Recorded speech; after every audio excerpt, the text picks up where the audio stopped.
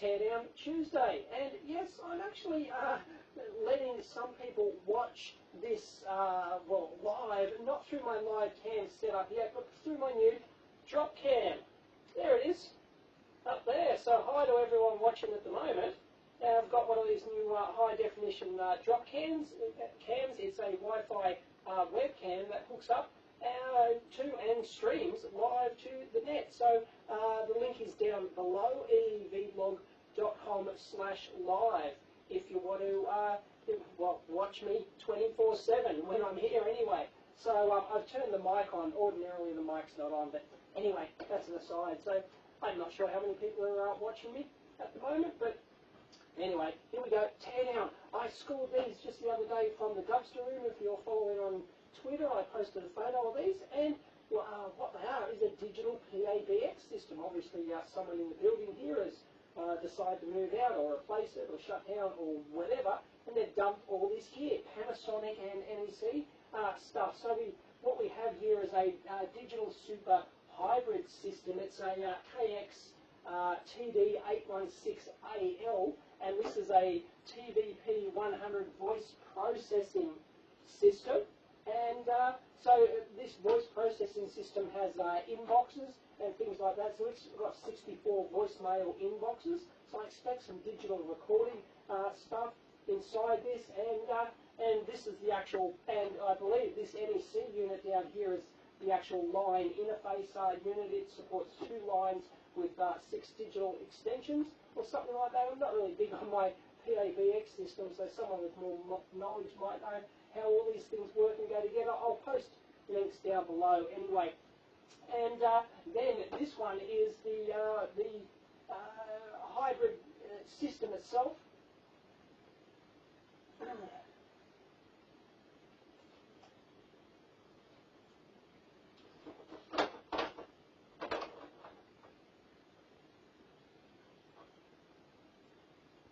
So this digital super hybrid system here, it's designed to hook up to these digital super hybrid phones. You may have seen this before. I got this from the dumpster a long time ago. I think I may have even included it in a teardown or something. I'm not entirely sure. Anyway, so I obviously throwing these away back then. That was a long time ago. That was like 9 months ago or something like that. But this is one of the units which hooks up to one of these systems designed for, sort of a medium size office, maybe with, because it's 64 voicemail inbox, this one, so up to 64 users with their own voicemail inbox. There were multiple versions of these NEC line interface units down there, so they could have had many lines with different switching. In fact, they probably would have. There are about 4 or 5 of these down here, but I only nabbed one of them because, well, some of them had their guts just spewed out all over the garbage room floor.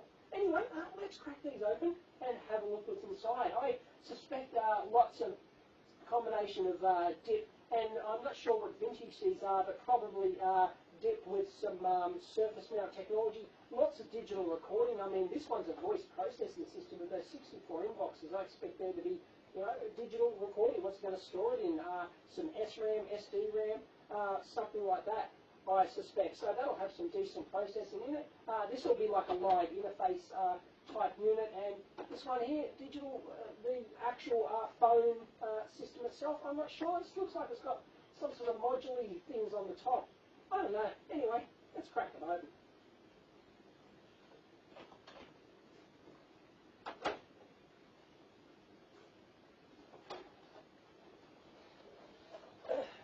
There you go. That's how a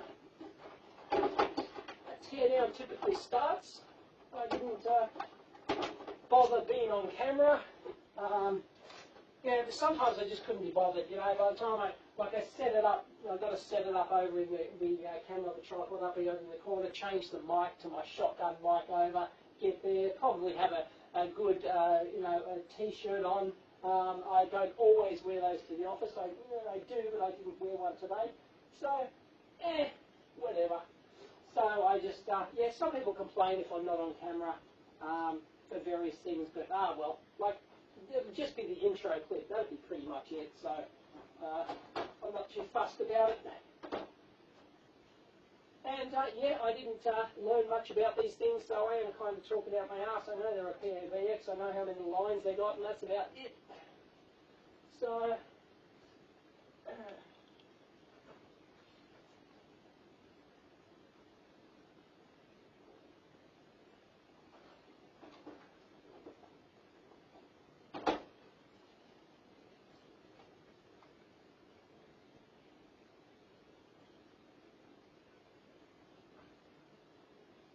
the first one is this digital hybrid system, KXTD816AL. This is like the main controller, made in Japan. Beautiful. And yeah, as I said, it looks like they've got like some modules on the top or something like that. And along the bottom, they've got RS-230, old school RS-232 interface. They've got a paging output, so that'd be an audio output. External music, so you can feed in your music if you're on hold. Crap and stuff like that, normal, clear. So there you go. That's the that you can actually clear the system, the firmware and stuff like that. And to reset system, make sure clear switch is on. That's just like a 4-pin Molex connector or something like that. And 240 volt in, and that's it. And clearly, this port here is designed. These are like the interface modules. So this port here looks like just covers all the cables coming out here. So it looks like they wire into here in the two modules, and then all the pairs come out.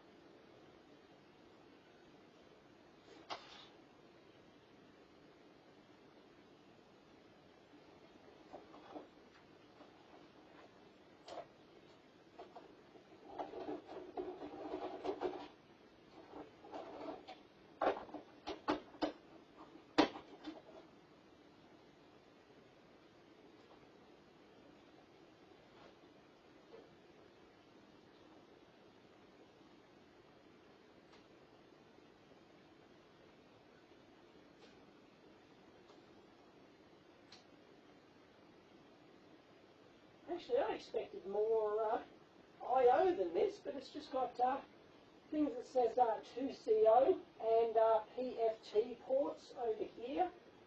So yeah, not much at all. And then this one over here will be exactly the same. So I mean, you know, for a big system, you probably need multiple units of these. So they've got some screws on here, and I expect these modules to just pop off the top. And it looks like everything just, you know, these things are designed for servicing and access and stuff like that, because it's just got screws in here, and these just pop open like that. These ones aren't held captive, but the other ones were, and got nice little springs on those too. Nice, I like that. Yeah, and there's a hinge on the back here, so this whole cover, well, there we go, whole cover will just lift off, so it looks like it don't even, although there's boards in there. Let's start out with these ones on the top.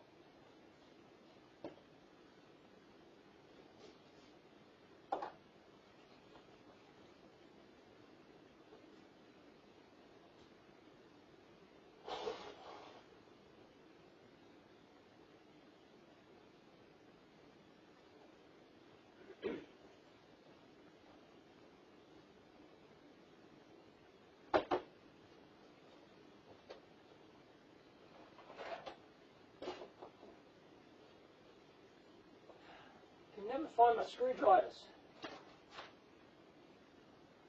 There we go.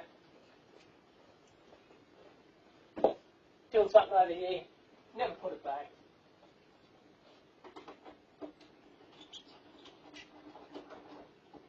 And in case you're wondering, yes, I do, well, I don't peek at stuff before I lift the hood up. So to get that, otherwise it probably might sound fake, my like astonishment, or you know, if there's something really cool in there, it might sound fake or whatever. So I don't want that to come across. So I just don't peek.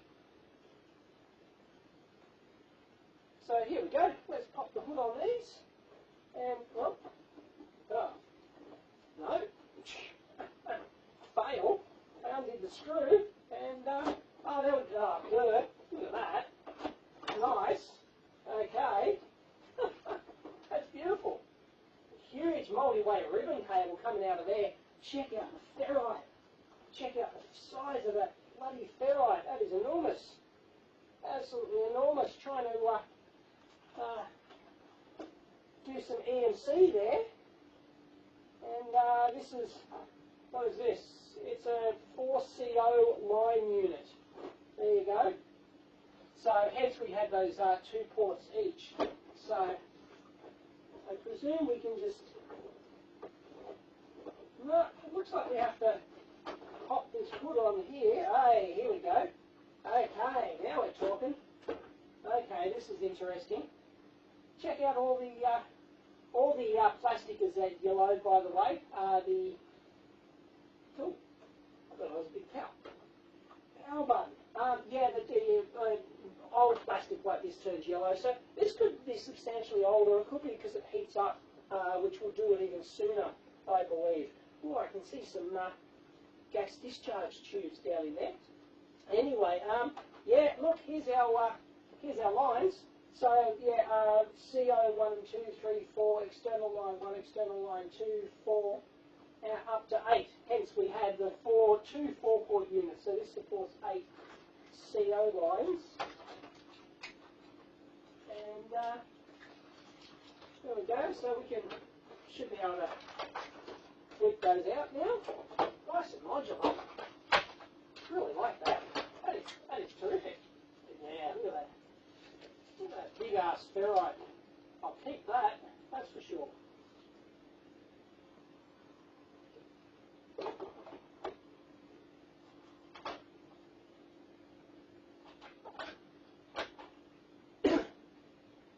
Just realised I forgot to do photos. Which is really annoying. Sometimes I do that. I haven't got much time left. I was hoping to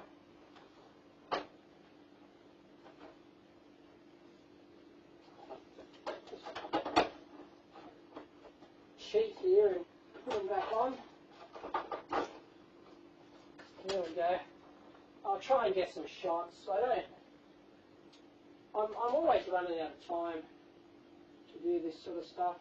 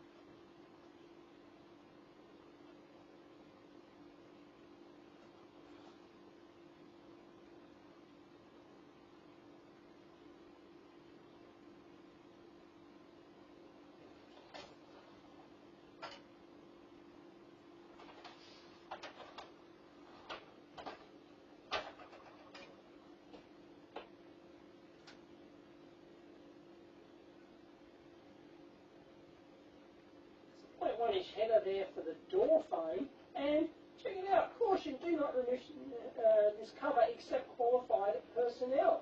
Well, I'm broke off, look at that, hey, the ROMs, there we go, you can change the ROMs on the sucker, obviously, but you know, you've got to update the firmware in these things.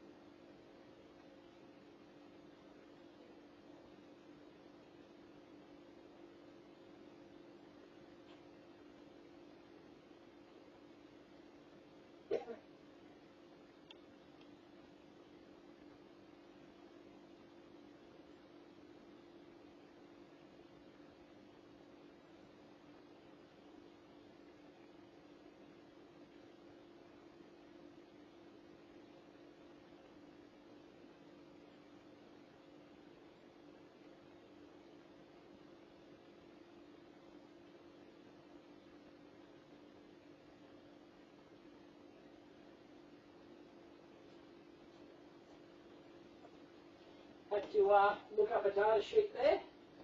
This is why these things take a long time. I have to go back and forth to data sheets. Sometimes I use my tablet here, but I'm not going to do that today. And here's just a little module I pulled out next to those ROMs there. Check it out. Looks like we have ourselves a 16.384 megahertz oscillator here. Looks like a fairly schmick one, and parts that you've never heard of. Mitel networks, unless you're in the trade. MT 8941 BP, and I looked that up, and it is a T1 trunk PLL chip. So there you go, that sort of stuff. And there'll be a whole bunch of telecoms related chips in here which you wouldn't recognise the part number. Bet your bottom dollar.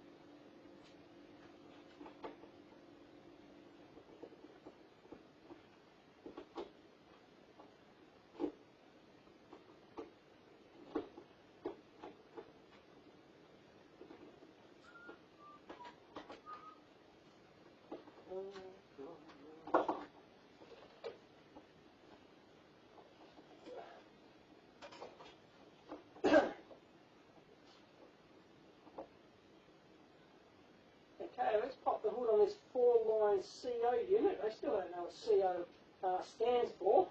I don't know. You have to probably read the manual or be in the know, in the trade, to know what that sort of stuff meant. But a lot of engineering which goes into these suckers. This whole thing. I mean, how big is the design group at Panasonic that manufactures this? There we go. There's our line. That's what you expect. You expect all the line interface stuff. We've got relays, got gas discharge tubes. Look at that.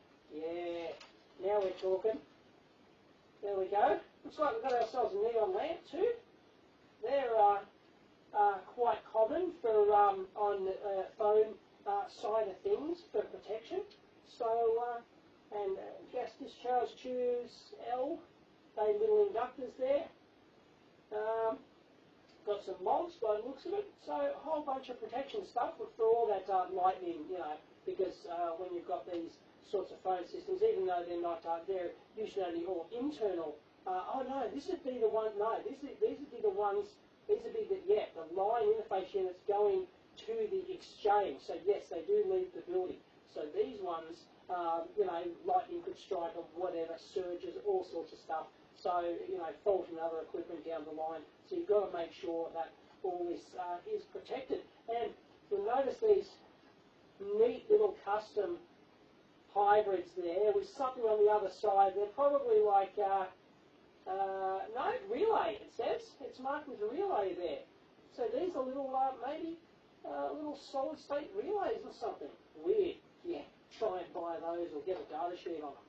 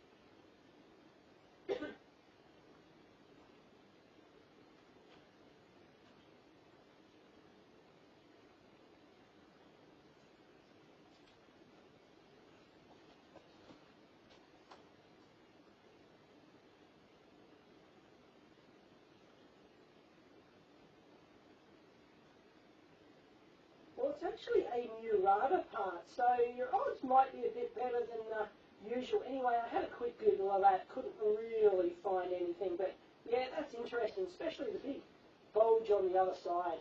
Look at that.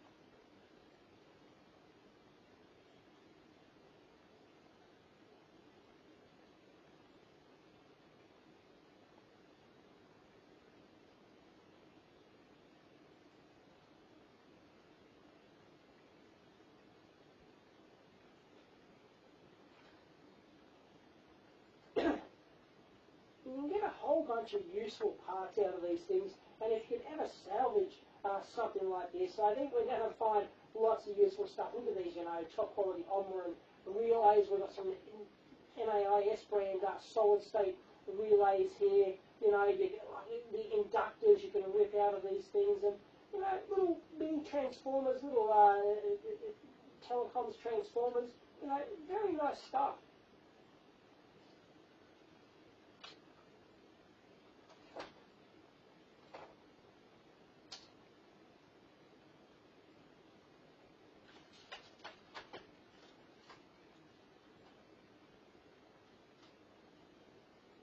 Just some big ass filtering on there, 2200 microfarads, 16 volts. So it's not like a super cap, but that would, possibly keep this thing alive during momentary power outages and stuff like that. That's what it's there for.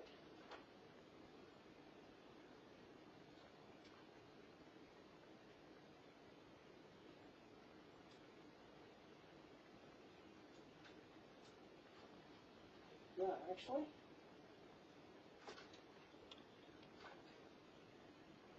There's a big ass filter cap on here just sitting out there on its own. Some 2200 microfarads, 16 volts. So it's not a super cap, but it is a big beast of a cap you wouldn't ordinarily expect to see on here. So it could be for, momentary line outages or something like that, or really just some heavy duty filtering for the relay switching and stuff like that, just so it doesn't interfere with all the line and audio stuff.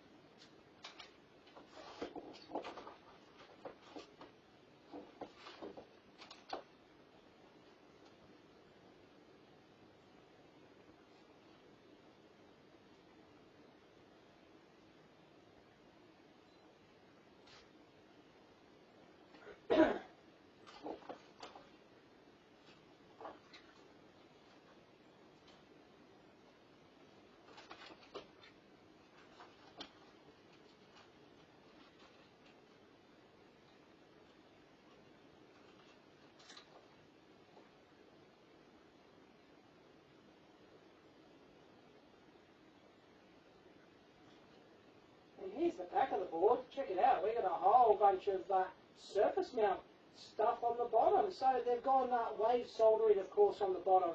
You can tell they're wave soldered and not reflow soldered, those pads. It just looks entirely different. Got a lot more solder on there. So these have been glued down and then gone through the wave solder process.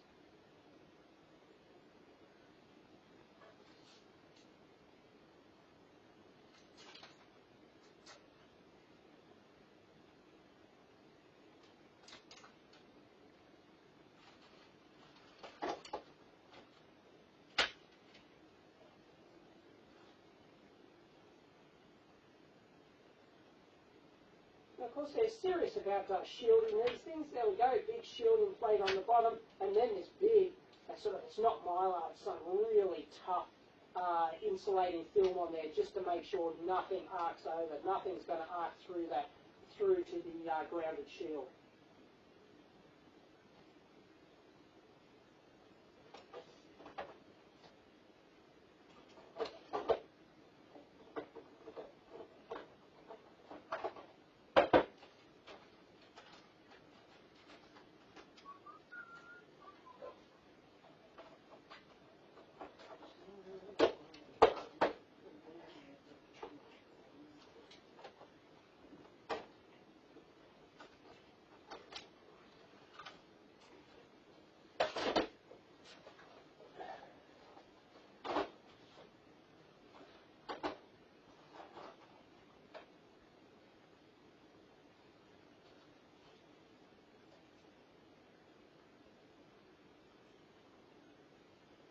Alright, now let's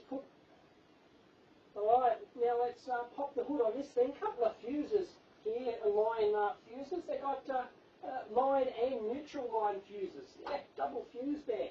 Really going to town.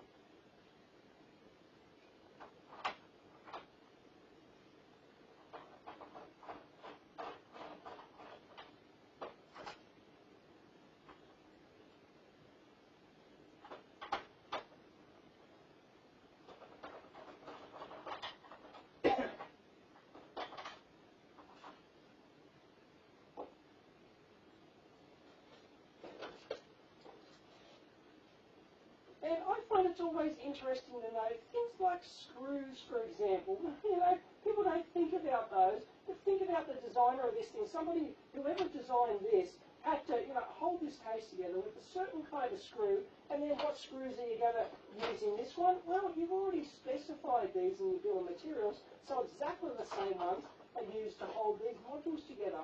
Yeah, I just find it's interesting to note that sort of stuff.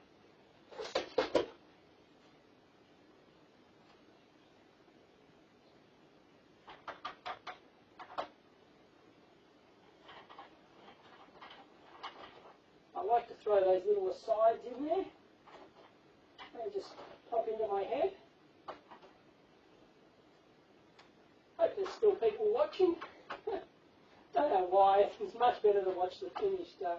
Probably, some people will watch it first out of, they like to see how I shoot the videos. The idea is, plan is to have, once the live stream computer, which is what I was working on before, it's down here and there.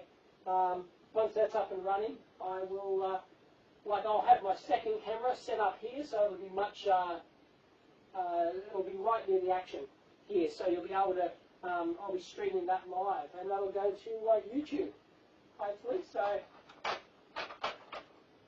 alright. Okay, let's lift this thing up, and, there's a connector in there, I don't think it's going to come out.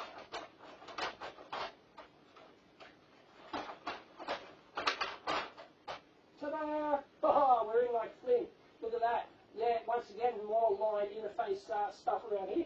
Big ass mains transformer there. And looks like we've got a big super cap under there. And anyway, yeah, let's have a look.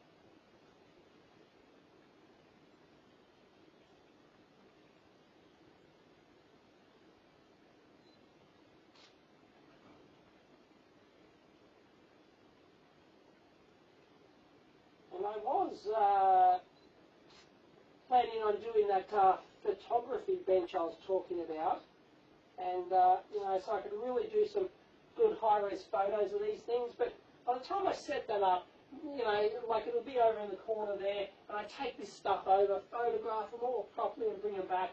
It's just easier to get a few happy snaps freestanding. I've got enough light in here, so I can shoot it at 1/60th of a second. So, you know, hand shut, so I don't have to mount on a tripod or anything like that. So I don't want to waste too much time by actually photographing these things, because only a relatively small percentage of people view the photos. So, you know, it's not a huge thing.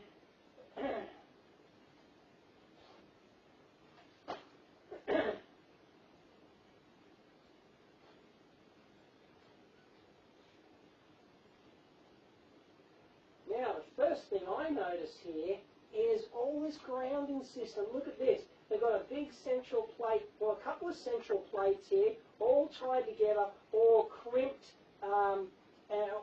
properly, shake-proof washers, everything. The transformer down here, this one goes down to this transformer, and also up to here. And this is this has got like little fingers in there, so they obviously, like something like a grounding stake or something, plugs into the outside of this. Oh no, sorry. No, that goes through. I'll show you.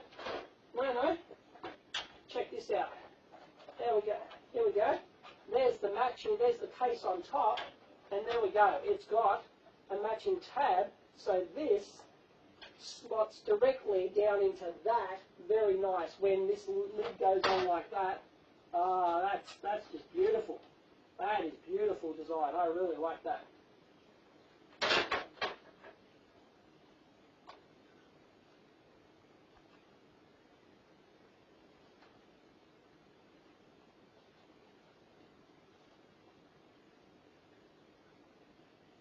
They're serious about their ferrites too. They've got more there and there. There's another one up there. There we go. So, you know, they're not mucking around.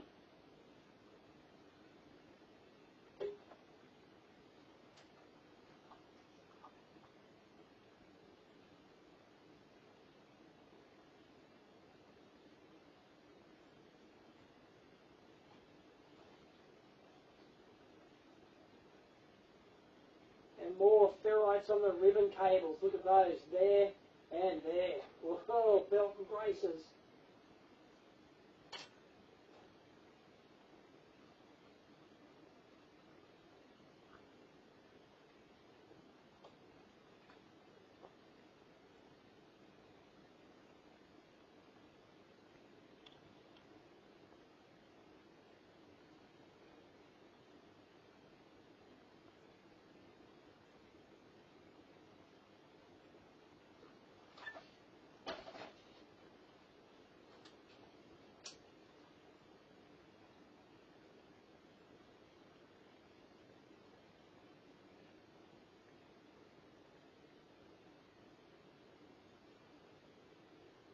And they've got good quality Rubicon caps in there. Only 85 degrees C though, although I'm not sure, you know, these are designed for office environments, things like that, to be installed inside typically. So, you know, not a huge deal, and probably, not, at the end of the day, not a huge power consumption on these things.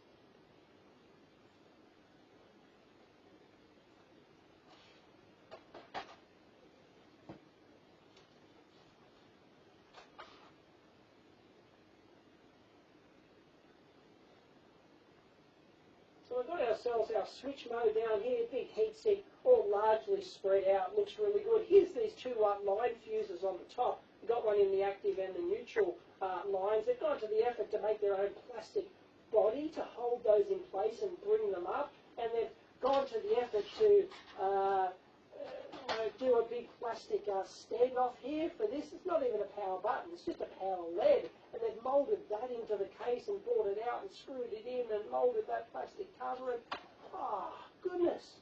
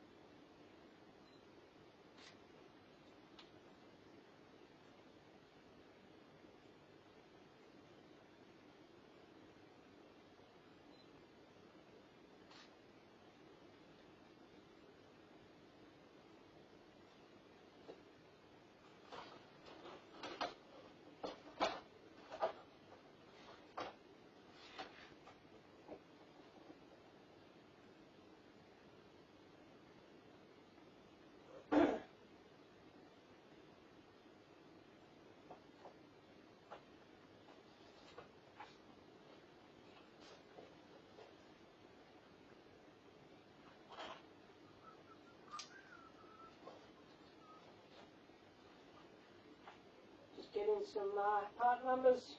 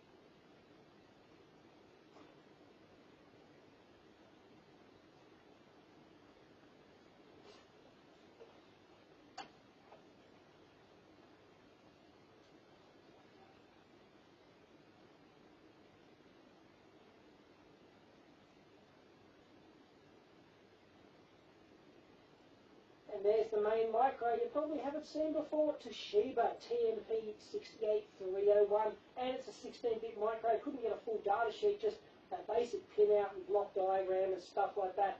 Maybe it's big in Japan. Who knows?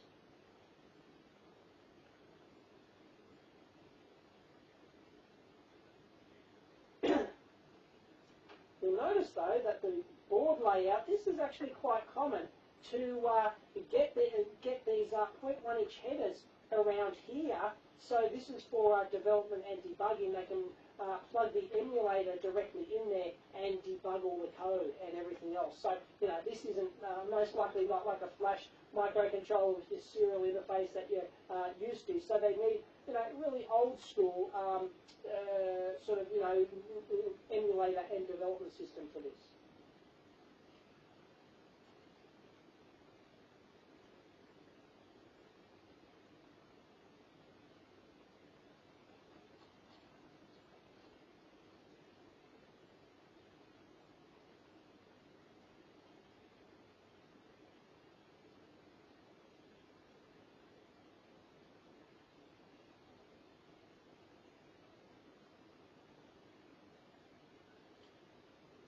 And we've got our first glimpse of the date code to 01 to 2001, so about 13 years old. There's another one in here, 02, so maybe 12 years old, something like that. But the design, probably even dates back further than that.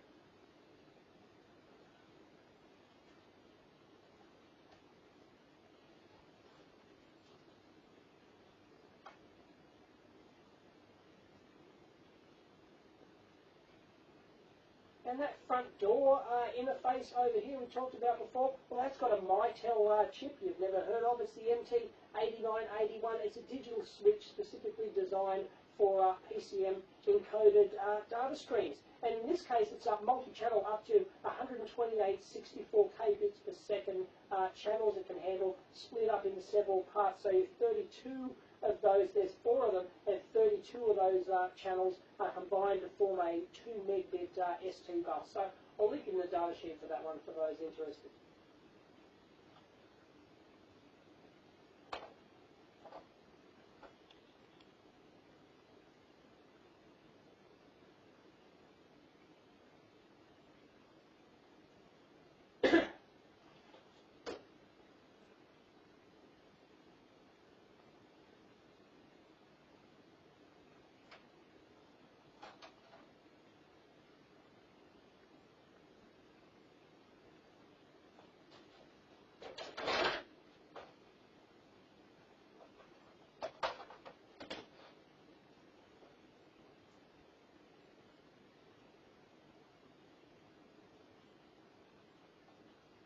And just back to this top daughter board here with this line interface stuff, these are the lines which go to our digital phone here. So these are the ones which go internal. And you'll notice that it's not external line because there's less protection stuff on here. You know, there's really nothing in terms of like major protection. I don't see any, you know, there's no mobs on there, there's no spark gaps or anything like that. So clearly designed to be sort of in-house, internal line wiring. So don't need a huge amount of protection on there.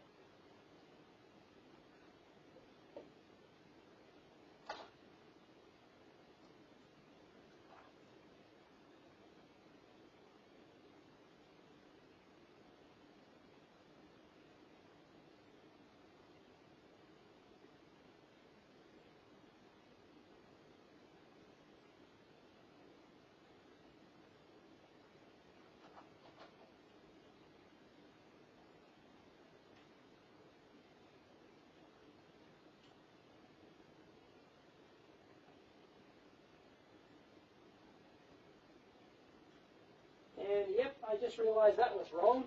I didn't see something, so I'll just redo that one. Actually, no, I'll probably just scrap that one, take that out of the edit. There's not too many of those.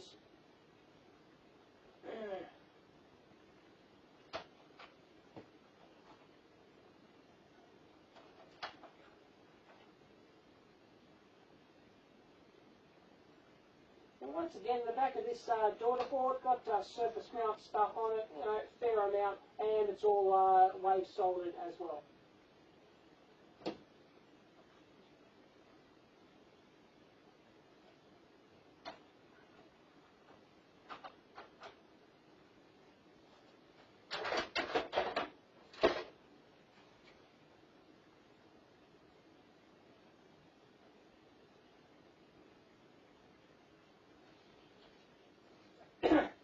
I will redo that one actually. I just noticed something. So let's have a look at these inputs here. As we saw before, these are the extension lines. So there's 8 extension lines here. These go to the digital phone that we looked at. So these are all the internal wiring. So you'd expect less protection on these internal ones because, you know, it's not like you're going to get a lightning strike inside the building or something like that. Whereas the outside lines, these CO lines, there's 4 of those. So let's have a look at how that translates to 8 and 4 over here on the daughter board. Well, 2, 4, 6, 8. Oh no, sorry, 2, 4, 6, 8. So there are 8 line inputs, and you'll notice that all that circuitry around there for those, there's really no major protection around those. So there's no gas discharge tubes, there's no molds or anything like that. You know, there's not that huge requirement. Whereas these ones down here, which handle the 4 incoming lines, which go to the which actually, go outside the building to the exchange, then, well, here's your 4 channels here, like two on each connector there. So once again, you've got your big gas discharge tubes here, and you've got your mods as well. So, decent protection on there, and you've got your line isolation transformers too.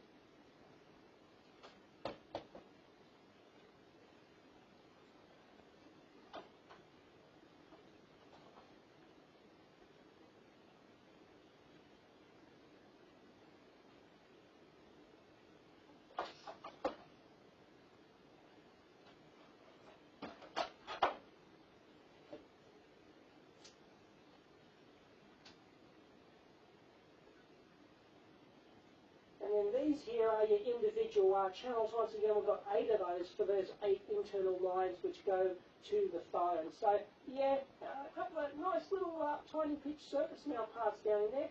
Have to get in there, take a look. But obviously, is that like another line isolation transformer, perhaps? And then maybe some line drivers, something like that.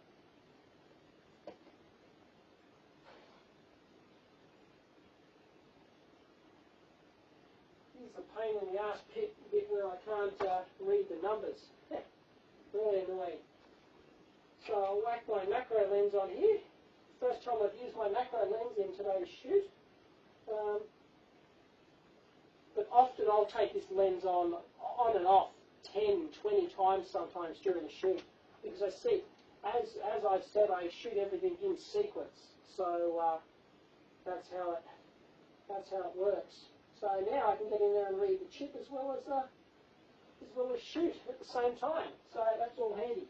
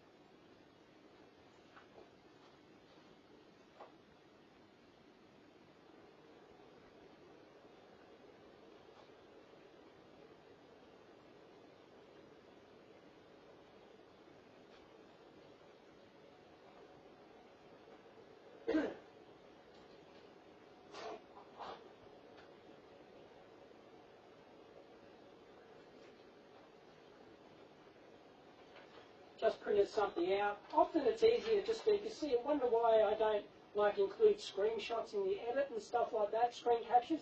It's just quicker and easier to print out and stick it in front of the camera than it is to when I get to my editing machine, download the data sheet and and then screen grab it and then crop it and everything and then cut and save to the directory, cut, paste, insert and all that sort of jazz.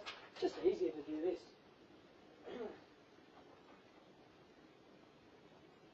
So there's a Japan radio called MJN 319. It's just a dual comparator. The interesting one is over here on this side. Ta-da! We have ourselves an NC14LC5480. Let's go to the data sheet. And then I can just whack the data sheet here and talk about it and poke to things and do that sort of jazz. Much easier. Much easier. But I've got to take the macro lens off. So off it goes. And I'm ready to talk. As always, no idea what I'm going to say. I'm just going to hit record and something comes out. So this is a real interesting part, and as always I'll link in the data sheet. And what it is PCM codec. So it's basically got a DAC and an ADC in there, and it's also doing some filtering as well, like it does sin X on X stuff and companding and all sorts of stuff. To convert, there's the receive. The receive line it's the DAC, it's the output line, but I guess they've got R receive because that's the labeling on the other end. Anyway, transmit here, T, which comes in, and this comes to the ADC, so I guess they're named based on the phone end, and then we've got some filtering ADC, and the transmit shift register, all this sort of digital side, all goes off to your microcontroller. So there you go, very nice little chip. Got some pretty advanced filtering, DAC, ADC, all in one, custom design for these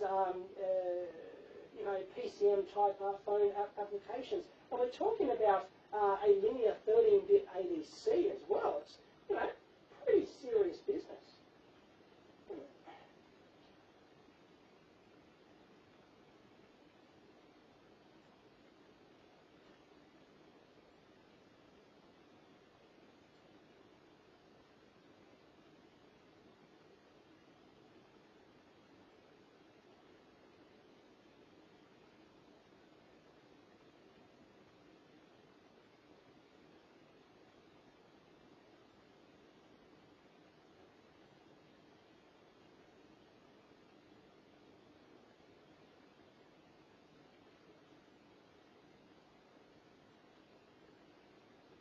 We've got some really nice descriptions here that are worth reading. And here we go. To digitize intelligible voice requires signal to distortion ratios of 30 dB over a dynamic range of about 40. This may be accomplished using a linear 13-bit ADC and DAC. Well, that's a pretty hefty DAC. So what they do, excess performance per data sample. Two methods of data reduction are implemented by compressing the 13-bit linear scheme to compress pseudo-logarithmic 8-bit schemes. So there you go, the two companion schemes are New Law 255, primarily that's North American standard, and A Law used in Europe. So all those into your phone systems will know exactly what I'm talking about. But yeah, and it goes on and on. So this is rather interesting reading.